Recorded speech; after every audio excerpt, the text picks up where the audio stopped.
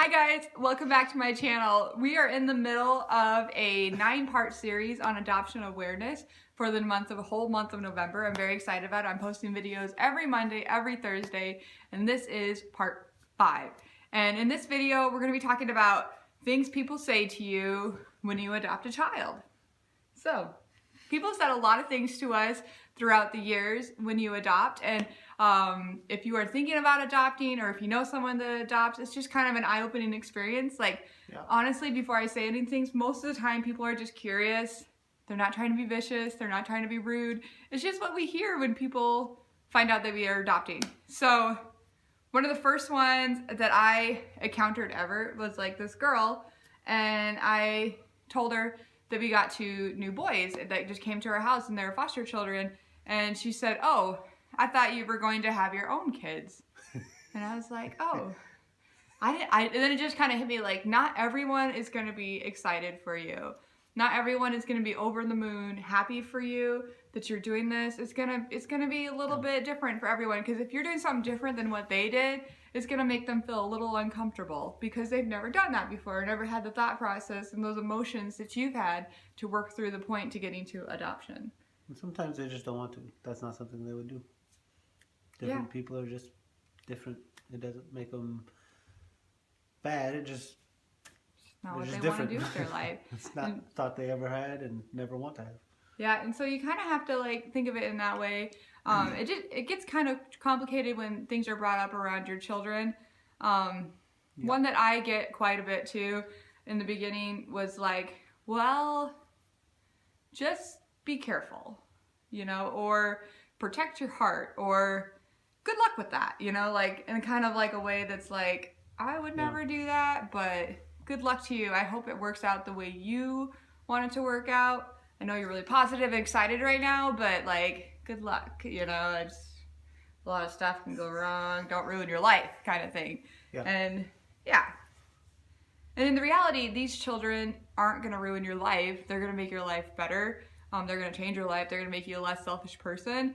And you are going to love another child, and you're going to be a parent to another child. I don't know. It's hard to imagine those. Yeah, but you have to be prepared for it too. I mean, some people should probably never, and we would like to say everybody should adopt. Everybody should go out and adopt a kid, and that's a nice thought, but there's just people that literally can't handle that. Like, they just couldn't do it. They would be bad at it. They're just not made for it. That's not their heart. And they shouldn't. Sometimes we're bad at it. I can say that. I mean, sometimes we don't know what we're doing. Like a lot. But I have to ask this question: is like, when you first have your newborn home with you, like at your house, do you know like how to take care of them instinctively? Do you know what to do? Like, of course not. Like, sometimes like, you kind of have these like maternal instincts, but with adoption it's the same way. Like, you instantly are like, oh yeah, like I need to care for you, so there's that. Chad had a really funny one recently. Yeah. I thought it got so confused by it. It was really interesting. I was at a meeting at my work and a guy was like, I was just saying, like, I guess they didn't, like, some of them knew that I adopted and some of them didn't, but one of them was new and didn't realize I had, and I just kind of mentioned that. I was like, yeah, they just got adopted. He's like, why? I'm just like, and I just thought about like that, just like, why would you like what is that? What kind of a question is why? I was like, because they needed to be adopted. He's like, oh, I don't mean to offend. I was like, I look at a woman and she gets pregnant. Like, he was just like, meaning like, why? Why would the you heck adopt? do you need to adopt? You could just make babies, because that's what I do. Like, I already have too many. Yeah. And I was just like, it's cute. Super interesting, whatever. But most people are just like, oh, you'll learn. Like, you made a mistake this time and you'll learn from it and you won't adopt again. Like, I don't know. Sometimes like people just ask, and sometimes it just comes up and you're actually talking to somebody else, and like, but people you're around are just saying, oh, you'll learn, either because they just had bad experiences with their own children, or they know somebody that had a bad experience with adoption. Like, it could be any number of reasons. It's just, thankfully for me, I don't really care a lot about what people think. It's a blessing, actually. So it's a blessing for me. So when they say something stupid to me, I'm just like, yeah, that is weird. Whatever. It's Like, okay, you it's think my I'm life. stupid? I probably think you're not the smartest person either. So It is hard for adoptive families though, if you are on the other side of the coin. So like I've like if I have struggles with my children and it is like an adoption struggle, like they're struggling from trauma, like they're foster kids and they are going through trauma. It's hard for me to find people that I trust to share that with, because some people will be like, well, that's what you signed up for, or like, oh, well, you got yourself into this mess. And I don't know, like if you said that to like a mom with a newborn, she would smack your face down. I'd be like, what? Like I'm going through postpartum. I'm going through, like, I just think that we need to think of it like that, like they have a newborn, or like they have a new child and they're trying to figure things out, and they're going through stuff. So it's hard. Like I have had that thought before, like, oh, maybe I shouldn't share this with them because I don't think they would understand. And that's okay to do too, just to like filter all that. And there's just things that people don't understand. Like, you know, even people that try to understand, it's hard to understand because we don't understand either. But, you know, when you have your own kids, the assumption is when they do something wrong, you have messed up your own kids. Like you did something to mess them up. That's why they have that, you know, like if there's a certain habit that's tripping them up, you know, they didn't just grow up necessarily with that habit. Like necessarily you taught, they probably learned it from you or something that you allowed. Whereas with sometimes when you get kids that are older in foster care, it's like, that's not for me. But then, like, you know, everybody around you is like viewing your child through the lens of like, oh, that's bad parenting. Get your like, I did not teach that child that. I did not know. I'm trying to unteach them that, and I don't know where they got it from exactly. Yeah, it's hard not to care during those situations when your child is acting out in like a store or something. We've had a toddler once that was screaming in a store, and I was like, oh, I never thought I would be this mom right now, but this is who I am, and they're screaming, and I took them to the car, and they screamed in the car, and that's what you do. Yeah, I mean, you just do whatever you have to do. I mean, because, like, you know, some of it is things you're teaching them, but some of it's, like, stuff they just... From their past. They went through even a crazy I think experience. even if you got an infant, like, there's also, like, with adoption, there's stuff, like, we're spiritual people, we understand that, there's stuff passed on from their parents that might not be good, it might be great. There are good and bad things, like, passed on from their parents, their biological parents, that is. So... Another one that I got on kind of like the opposite spectrum is, thanks for doing that. Like, I get that all the time. And you know what the correct response as an adoptive parents would be like, oh, yeah, well, thanks. Thanks for saying that. Like, thanks for caring. Thanks for thinking about us or whatever. So, yeah. It's cool. It's hard to respond to, too. I mean, it's something you want to do. I mean, if you're going to do adoption, you chose to do it. You wanted to do it. But it's not thing, like, I mean, it's not that it's not a noble thing. It's just, you know, weird to be approached as if it's cool. It's just, it's okay. It's like, you know, it's okay, like when it's like when it's the just most me amazing and person Chad. in the world, but you know, you're not the most amazing person in the world. So we're just like regular Joes, you know, we're not something special, you know, but like it is kind of weird when the kids are around. Like that's the only part that kind of gets me a little like, oh, but like, you know, look at them, they're worth it. I mean, it's not even like it's a real easy decision because they're like amazing. So we get that a lot, or like you're a saint, or you guys are a special kind of people. That one makes me laugh a lot. And it's like, I do think that like foster parents and people that adopt are special kinds of people, because like there is some certain things that you need to go through. But I think that's just like with every parent, all moms are special and all dads are special. It's like a blanket thing that you can put on all parents. Yeah. Because it's hard to parent a kid. It really is. So it doesn't matter if they have issues or not. Yeah. And I think it just comes down to a choice too. Like a lot of things do. I mean, like choosing to like love your wife, or choosing to like whatever. Like it's a choice. Like you don't have to adopt, but like when you know you want to and you've made the choice to do that, like that's you already made that. Like, I mean, for me, I know God wanted me to make that choice. I choose to do that. And there's days that is super hard. I'm like, God, I'm like the worst foster father ever. Like, you know, all the get that. And you think of all the passages like, be a father to the fatherless, and he'll turn the hearts of the father, you know, like all the magical things that make you cry. Yeah, that's why I did this. But then Look at how I respond every time they lie to me. Like, what? Like, I'm bad at this. Like, help me. But it doesn't mean I want to stop doing it. I just want to be as good as I was when I started in my mind. Hey, thanks for adopting. You're a special kind of person. Yep, I am. I really. He doesn't like flattery at all. It's super funny. Yeah. But I like truth. Another one that I get asked a lot is how did you guys afford that? And so ours is a pretty. I love responding to that because with foster care, it's basically free. So especially in South Dakota, it was just like so it's like a no-brainer. If it's we there's not really a money excuse when it comes to adoption. Yeah, through foster care. Through foster care.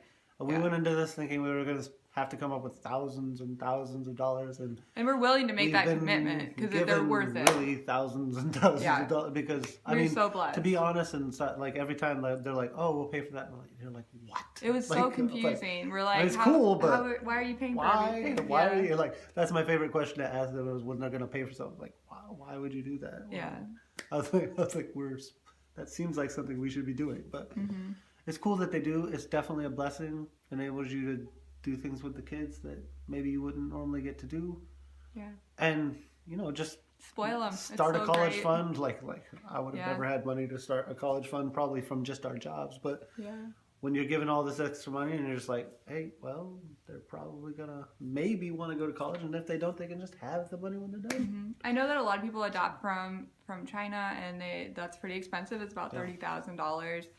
Overseas adoptions are, and then domestic adoptions are about $10,000. But almost all the stories I hear from that, people were given money to do that. So if you guys do have adoptions out there that you guys need supported, just let us know about them. I can promote them for you.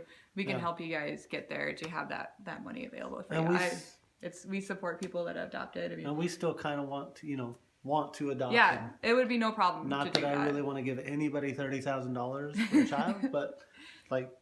But if you can buy one, that'd be fine, right? No, it's not okay. I think that concept's really weird anyway, but, Yes. That's for another video. Okay. All right, here's one that I got once is you are delusional. And I got this one actually after we might be. After we adopted Augie and Nay, our older two boys, that adoption was... Like, there's nothing about it that went wrong. The boys are perfect. I'm not joking, guys. Like, we literally hit the jackpot with these kids. They're seriously, like, some of the most amazing kids on earth. And, like, I like to tell people about it because it's awesome. It's a great thing for, like, the adoption community. It's a great thing for people. And Augie and Nay, like, Augustine was 10 when he came into our home and was adopted at 12. And he was supposed to be a runaway. He literally, like, he was never at his actual house. Well, partially because he wasn't getting fed. His needs weren't getting met. So he would be at anybody else's house that could meet his needs. And he would like he stole from stores, different things. Like he used to be like this rough kid. Not like trying. And he wasn't even like, he would do stuff with friends. Like they might steal a movie. But he wasn't like, stealing one time makes you a thief. But he wasn't like consistently like. But he was like the atypical risky child to bring into your home. And they told us he would probably run away. That we would have to watch out for it. He's never ran away one time. The boy likes to stay at home all the time. He talks to me about everything. He's 16 now, so that's less true, but it's still more true than your average 16-year-old. I didn't talk to my mom about the things he talks to me about. He's like an amazing child, and so is Nay. And so I'd love to tell that story to people. And I had this one lady, like, basically flat out say, you're delusional. Like, you're wrong. Like, this is not how adoptions go. Yeah. You're in for some major heartache. Yeah. Yeah. And the thing is, like, some people do experience that. I mean, our second round of adoption's a little different, but like it was still a really good experience. It's a lot harder though. Yeah. They're cute and they have like potential and like amazing things about them. Like Gabe is probably a math genius and Jenny is probably one of the most fun people I've ever met in my life. But she is also maybe one of the most stubborn people and she'll grow out of it. And Gabe, well, there's just a lot there. I like him, but there's a lot of things with trauma with him. He loves people very, very deeply, and so going through a trauma of losing his biological parents was really hard on him. And it kind of screwed him up a little bit in some areas of his life. But if you guys saw him in the last video, he's amazing. Yeah. I mean, in reality, we have it good. He was old enough, and he's so smart. He's so that smart. When all of it happened, he was old enough to retain all of it. He remembers every bit. And like he's like whatever. He's super. He's perceptive. Yeah. He's just super like takes things into his emotion, and he was old enough to do it, and he took it all in, but has no ability to really express it right, because like he's like what, 5 when it happened or whatever, probably, like, or younger. Yeah, he's way young. Yeah. So he's never learned how to express normal anger or over just normal things, and this was completely abnormal. So he had a ton of anger that he never learned how to express. So he expresses it in like super weird ways, you know. And so now he's learning, but he's actually learning at this point. So. They can learn. It does get better. Yeah. I think after you hit the year mark, it gets better. And then after that, it just keeps getting better. Actually, if you can get through the first 6 weeks of any adoption, it's just you're doing good. So if you're a freshly adopted mom or dad, like just hold on, okay? Just give it 6 or 7 weeks, all right? Give it all a year. Things change. Everything changes. I don't know if I could put a time on everything. It, but like like consistency it's key. It will work. Like I'm not saying it's a year. I mean, Gabe and Jenny still do. They've lived with us over a year, and they still do some of the same stuff they've done for like a year. And I have the conversation like, you have been here with the same rule for a year, and you get the same punishment every time you do it.